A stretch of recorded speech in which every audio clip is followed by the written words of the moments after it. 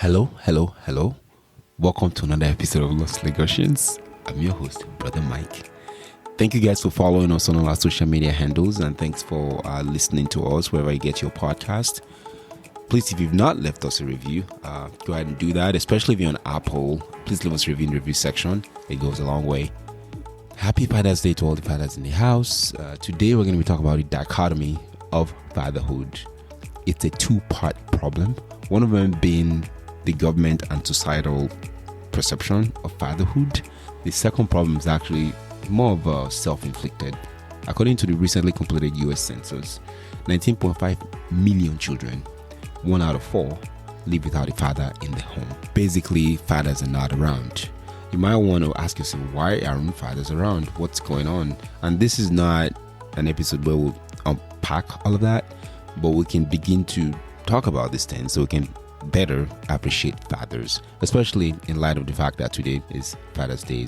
First and foremost, young girls need their fathers. In fact, 90% of homeless and runaway girls, including girls that are into child prostitution, girl slavery, and sex trafficking, are from homes without fathers. 71% of high school dropouts are from homes without fathers. The suicidal rate of youth is actually pretty high, and 63% of youths happen to come from homes without fathers. According to Michael Lamb, one of the leading researchers from the 80s in child development, fathers are the forgotten contributors. Data shows overwhelmingly that fathers are very, very important. And Father's Day should not be the only time we remember fathers. In fact, a lot of research suggests that children in homes where the fathers were present end up having more cognitive and motor skills. They're better problem solvers. They have elevated physical and mental health, and in general, they're actually more curious, so they tend to do better in the society. Now, one problem with fathers not being in such homes actually comes from the government, especially in the Western Hemisphere, places like the US or Canada or even the UK. Now, there's an article by Ashley Nellis. She's a PhD. She wrote for sentencingproject.org. According to Ashley Nellis, Black Americans are incarcerated in state prisons at nearly 5 times the rate of white Americans. Basically, 1 in 81 black adults in the US is serving time in state prison. Now, the state of Wisconsin happens to lead the nation in this unfortunate statistics, where 1 in every 36 black Wisconsinian is in state prison. So another factor is also with divorce. 80% of divorces are initiated by women, and men have nowhere to go in most cases. When men try to get over their grief prematurely without processing it, it oftentimes manifests in several ways. And a lot of it are actually destructive. Like, they get angry, they get violent, and they end up taking to alcohol and substance abuse. And if this becomes prolonged, it affects the man's ability to see and spend time with the children that they had with that divorce, leading to more unresolved loss and grief. Whereas with women who go through divorces, a lot of them have family to talk to, they have friends to talk to. The society is more supportive and more acceptance of women when they go through this. Whereas men, they kind of seem as losers. They end up feeling like visitors in the children's life, especially if the mom is taking the lead in parenting. Part of it is that men are master compartmentalizationists.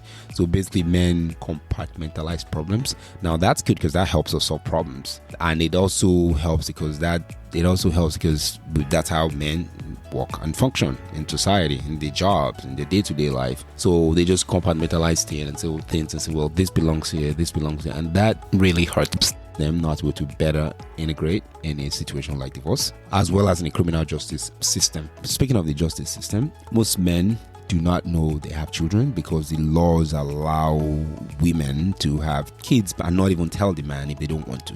So it's possible for a man to be with a woman one night and if she gets pregnant, the man may not even know. And in some states, research has shown that some women lie on the birth certificate of the child, so they can put another guy or put no father, and the man may not even know until many, many years later, if at all. 17 million kids right now are growing up without a father in the United States. So if you look at the divorce court, in most cases, women automatically by default get the children. So men are removed from the family by the divorce court system. some of these fatherless situations are actually inflicted by the women who detest the fathers, who don't want the fathers around, who themselves do not have a father in their life to tell them that the role of the father is very important. So you have situations not just in America, in different parts of the world, in Africa, whereby women do not want the kids to see the father, because women don't know the role and the significance that father is going to play in the life of the child. So they deprive the child of the benefit of having a father around because of whatever vendetta they have against the father. And nobody does anything about that. But at the end, like they say, when two elephants fight, the grass suffer. The kids end up suffering. In parts of the world where you have a social net system, single mothers actually get a check from the government if the father is not around. So if there's no father, there's no boyfriend or husband that the child can call a father, the government will reward you and give you monthly food stamps or weekly paychecks or whatever, so you can be able to take care of the kids. So in a way, this is a reverse incentivization to actually not want the father in their lives, because if I get the man in my life, the man is actually not very useful, so what do I need him for?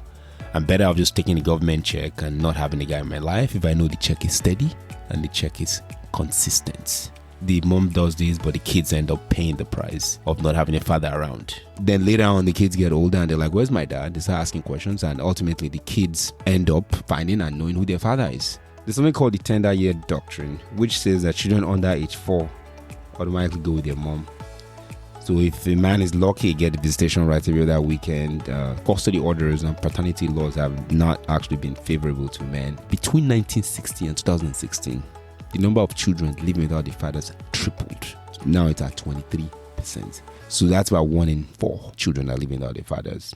It is legal for mothers to conceal their pregnancy and never tell the father. They can hide the pregnancy from him, they can deceive him. Men don't really know much or care much about paternity tests. And because of how men are wired to trust and be gullible, a lot of men don't even ask until when it's too late. Most men are hopeless romantics, generally speaking, and fall in love hard. And women have this sixth sense. They can perceive things without them being said, but not all men do. They are not instinctive as women are. While it's illegal, actually, you can go to jail for removing a child from the mother. It's legal for a young lady to conceal her child from the father, which hurts the child because the child will end up without having a father in their life. Society is also a contributor because society doesn't really talk about these things. In middle school and high school and in most learning institutions, boys are more diagnosed with things like ADHD. A lot of boys are diagnosed with some conditions, which a lot of times, some of that is just because boys are not well understood in society. In school, you have a lot of women in the teaching sector, and women are actually more teachers of boys. And most boys, especially ones without fathers in their families, don't even know how to behave properly. And for most of their life, even up to the university and tertiary institutions, they are being taught by women. Then also the public school doesn't help either. A lot of public school, sometimes they are considered as a public school indoctrination camp, because the boys that are there are mostly taught by women, because most women go into teaching. So they're no role model of what men look like, and most kids might never, especially the one without a father in the family, come in contact with what a true man should be, what a honorable man should be. And as fathers or as grandfathers, I think it's really important that we teach our children outside of the school system what it means to be a man, how a man is supposed to take care of a woman, and the role of a man in the society. So boys are somewhat a bit becoming mysterious and harder to understand, especially if the father is not in the family. To an extent, men too. So if you remember the movie Titanic, or in any case where there's a war, women and children are prioritized. And I get it, women are feeble, and I'm not here defending us not protecting our women and children, but because women take care of the children, we need the children, and men are considered to be disposable.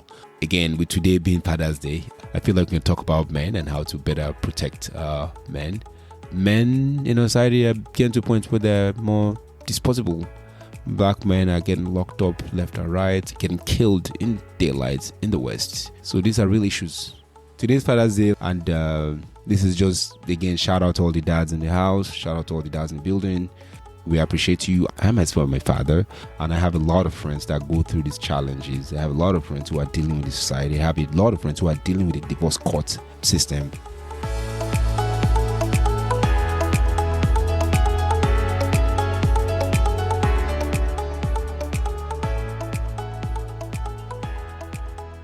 Talking about health, right? This is the second piece. So we just talked about the one part whereby the system, the court system, the judicial system, the divorce system is in a position whereby it doesn't benefit men. Now, the second part of that dichotomy is regarding health. There's an article by Dr. Showe Mimo of Central State Healthcare System. I'm going to link to that in this podcast.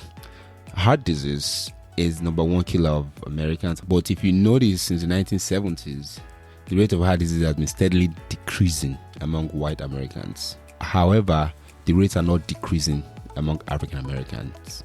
African American men, especially aged 18 to 49, are 2 times more likely to die of heart disease than white Americans. Talk about number 2 killer of all races, that's cancer. African American men are 50% more likely than white men to get lung cancer. More African American men experience issues such as enlarged prostate cancer. So there's the Tuskegee experiments and the distrust of doctors, especially in the United States, and that has deterred a lot of those from going for medical checkup and physical checkups. In fact, they don't want to do that. And even with the recent COVID-19 coronavirus, a lot of black men did not want to go and get the vaccine. This is the dichotomy we're talking about, because these are things that are self-inflicted. Like, the system does not favor men, the court doesn't, the government doesn't, the police doesn't, but then the health side of it, whereby men could take care of themselves. A lot of men actually have this distrust of doctors, where, especially in the African American community, they don't really want to go see a doctor even when they're sick. Diabetes is another one. It's an area for concern for a lot of blacks. Actually, according to data, they are twice as likely to be diagnosed with diabetes. On top of that, African Americans suffer complications from diabetes much more than any other race. So you think about it, a lot of African American men end up with end-stage renal disease and in some unfortunate cases, lower extremity amputations, because they don't take care of their health, because they are busy making money or busy doing other things. So I recognize that we have a global audience. Thank you all for listening all around the world. However, I just want to let you know that the word African American can be interchanged with black men.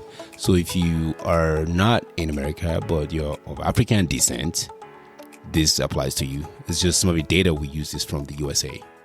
Today's Father's Day, and it's not meant to be a grim conversation, but the idea is just to know all these things and talk about it so that we can talk to our fathers if we have one in our life, or talk to men in our life to take their health very, very seriously. Other things as stroke, for example, it impacts African Americans more than any other race.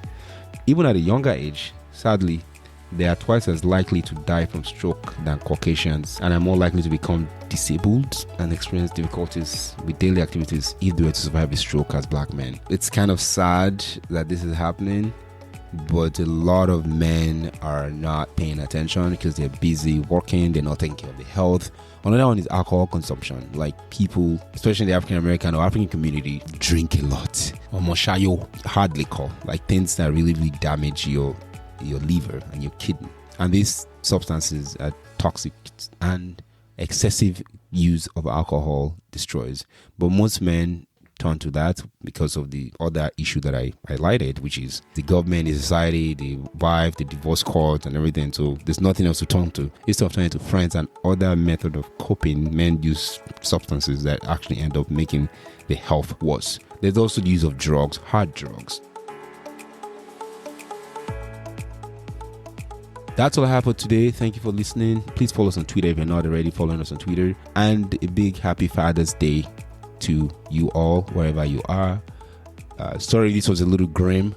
I think with today being Father's Day, while we celebrate our fathers and give them gifts and stuff, we also need to appreciate their presence in our life. And for those men out there who have a lot of kids without a father around them, be a father to the fatherless. Shout out to all the fathers. Thanks for all you do.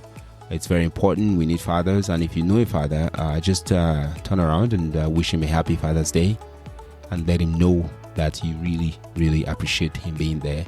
And if you are a man, find somebody who's without a father and just try to be a father to them. Thank you for listening. Appreciate it. A cool neighbor Joe.